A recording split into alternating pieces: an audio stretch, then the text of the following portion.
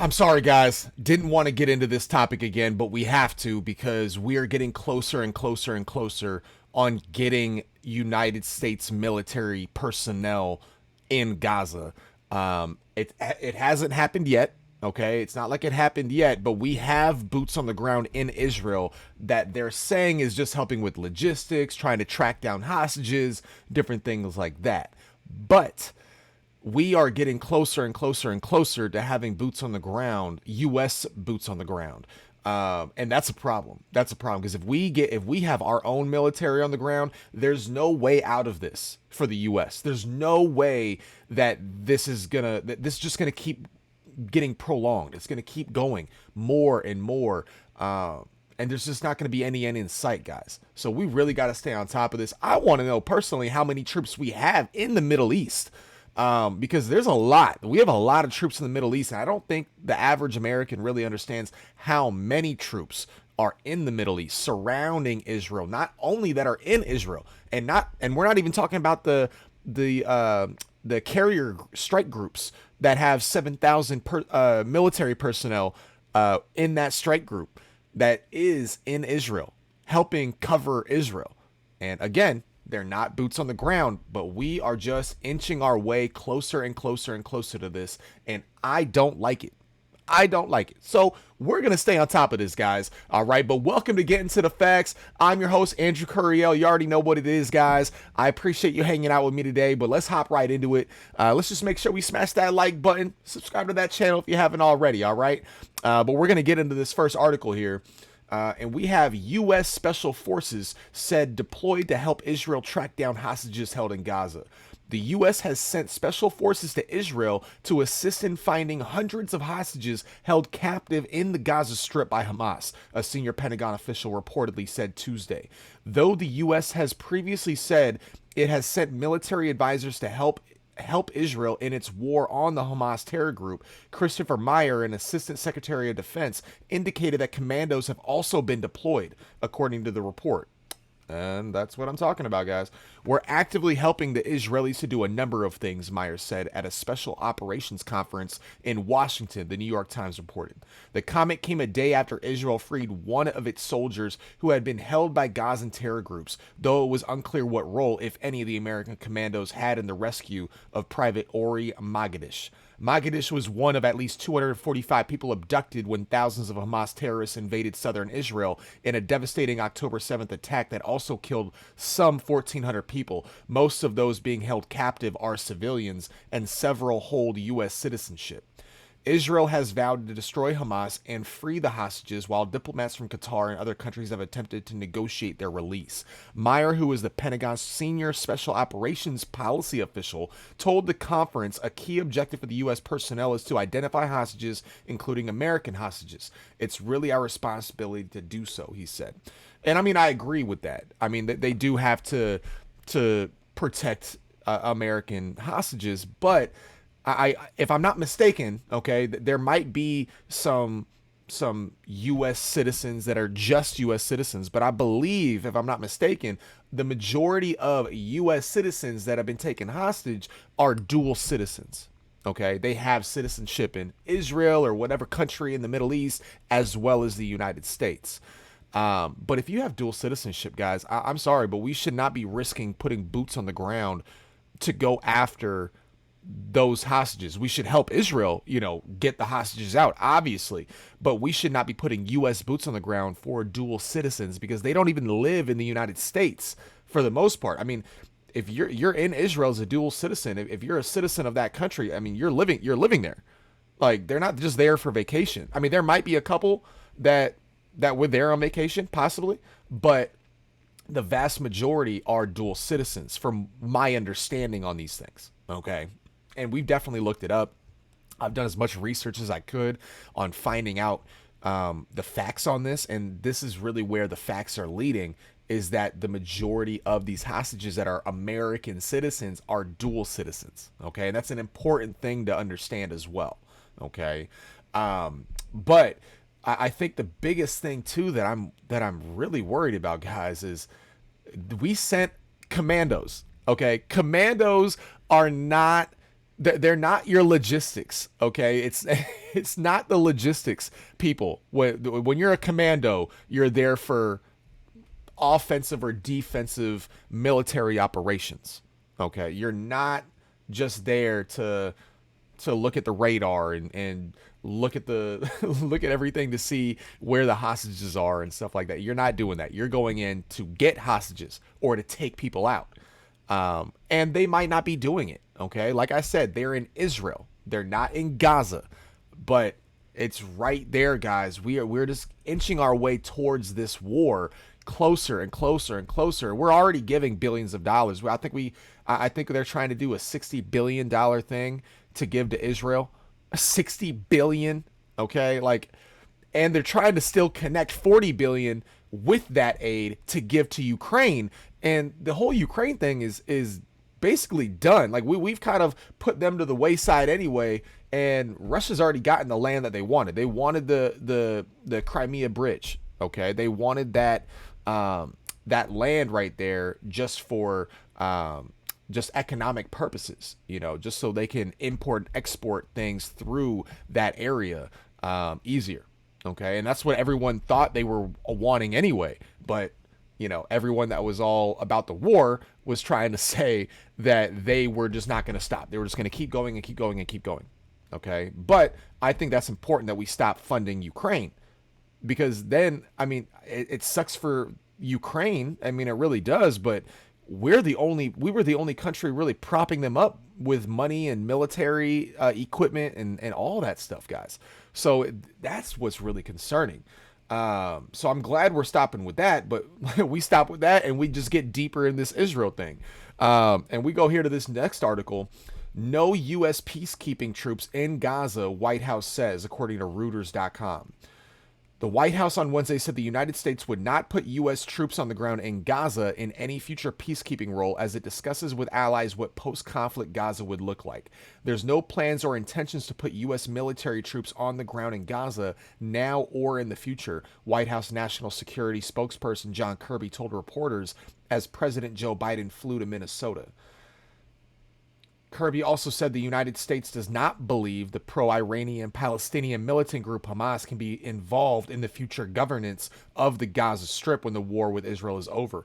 As the region girds for a potential refugee crisis among the people living in Gaza, Kirby said the United States does not support a permanent settlement of Gaza civilians outside of Gaza, which has been run by Hamas. With the civilian death toll rising in Gaza in the Israel-Hamas war, Kirby said Washington does not believe now is the time for a general ceasefire, but that humanitarian pauses in hostilities are necessary. The Gaza Health Ministry says that 8,796 Palestinians in the narrow coastal enclave, including 3,648 children, have been killed by Israeli strikes since October 7th.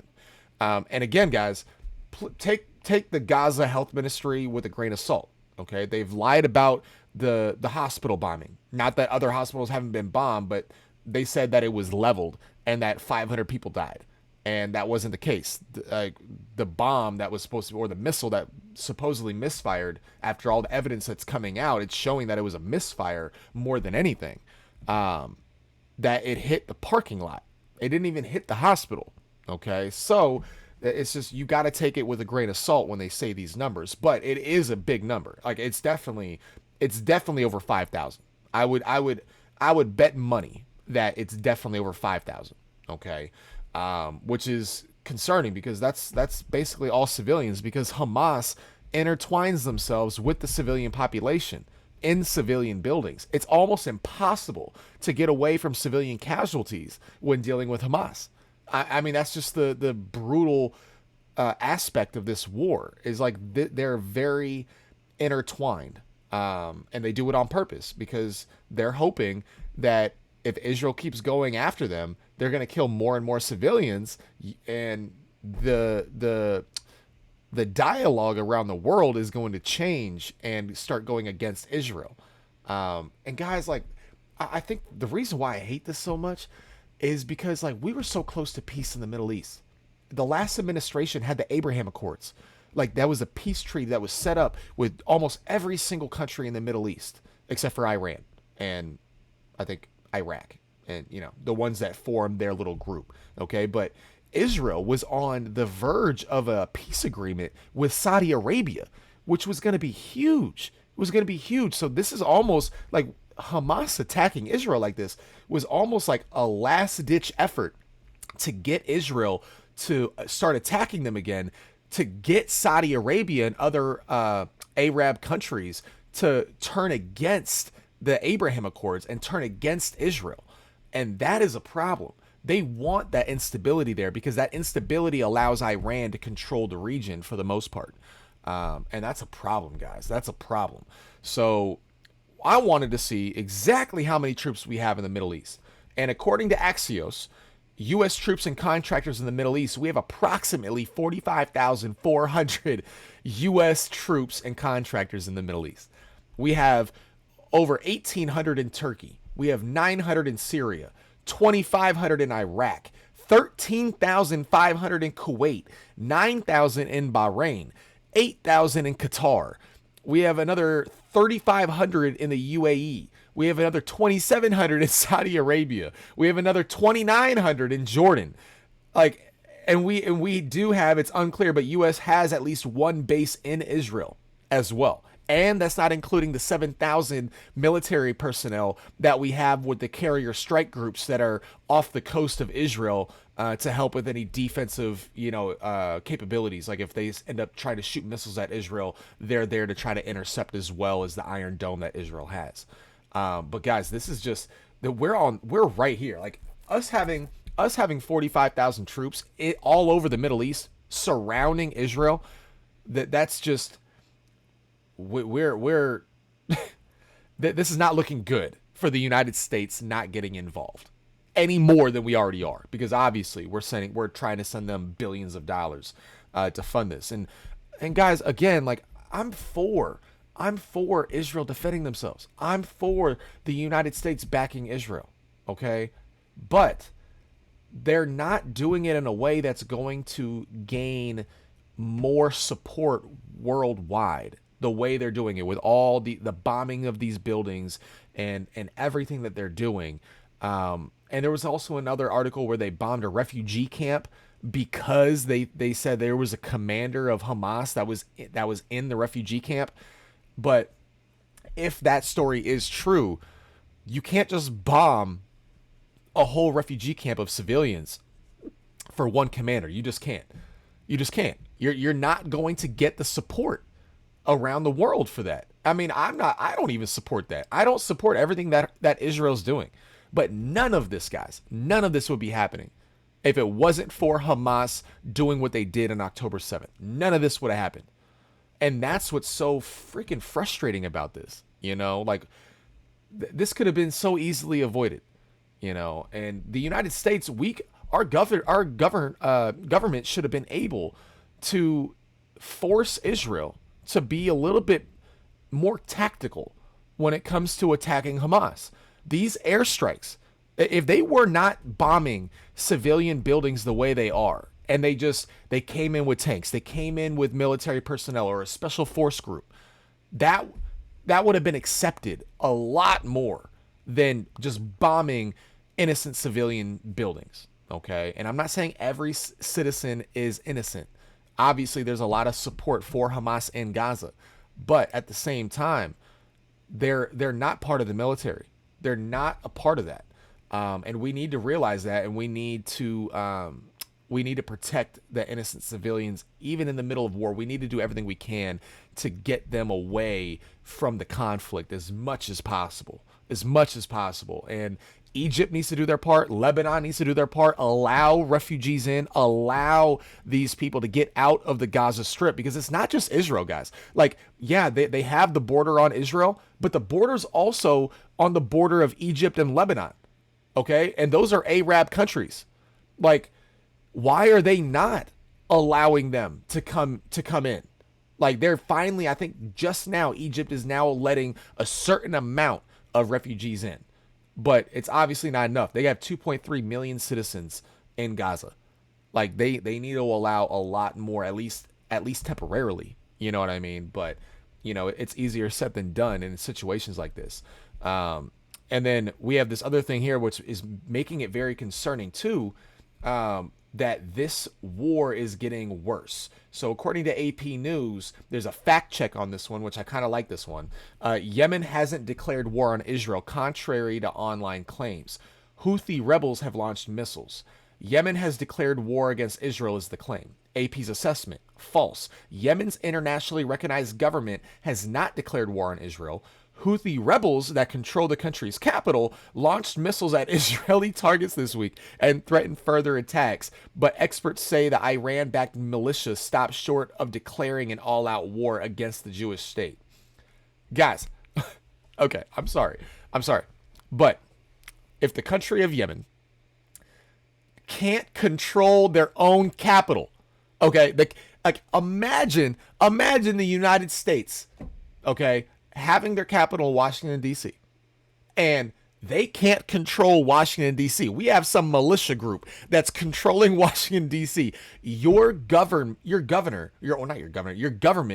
in that country is not effectively governing. They're not doing anything. If they're allowing a rebel group to control the capital of the country, you don't have a legitimate government. Like, you just don't.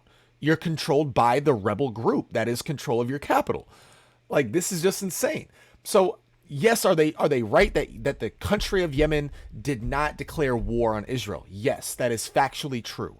But the rebel group that controls the capital of Yemen has basically declared war on Israel and has fired over 1,000 missiles as well as drone attacks on Israel as well. Okay, so I mean, I just don't know what to tell you guys. I don't know what to tell you, because they obviously are declaring war of some sort.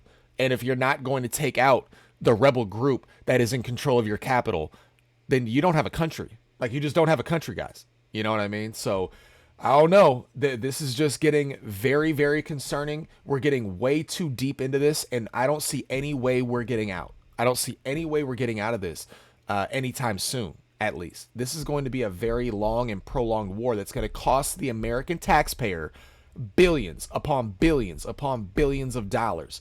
And again, guys, when they give this money, like big money, $60 billion at a time to countries, and then we're going to give another 40 billion at some other point to them, and we're going to give another 20, 30 billion. Well, whenever they need it, we're just going to keep printing and keep giving it to them.